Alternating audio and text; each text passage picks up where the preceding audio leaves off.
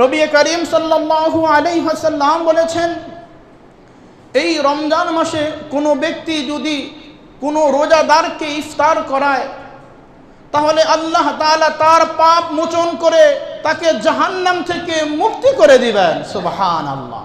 শুধু ইফতার করার কারণে। রাসূল বলেছেন, তুমি যে ইফতার করাইলা, আর ইফতার করার কারণে ওই রোজাদার ব্যক্তি সারাদিন রোজা রেখে কষ্ট করে যেই পরিমাণ সওয়াব অর্জন করলো, ওই পরিমাণ সওয়াব আমি আল্লাহ তাআলা তোমার আমলনামার মধ্যে দান করব। সুবহানাল্লাহ। এতে ওই রোজাদার যিনি রোজা ছিলেন, তুমি তাকে ইফতার করানোর কারণে ওই রোজাদারের সওয়াব থেকে বিন্দু মাত্র কমানো হবে না।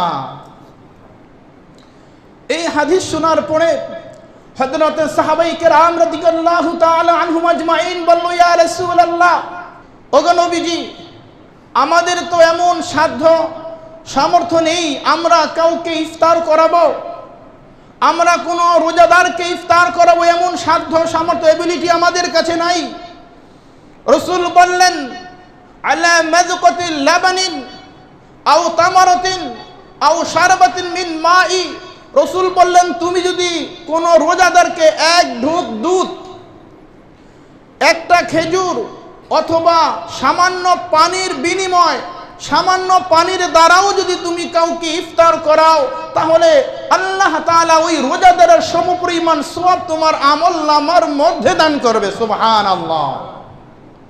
সাহাবায়ে কেরাম তারা অপারগতা প্রকাশ করেছে, ওগো রাসূল, ইফতার করানোর জন্য তো অনেক কিছুর প্রয়োজন।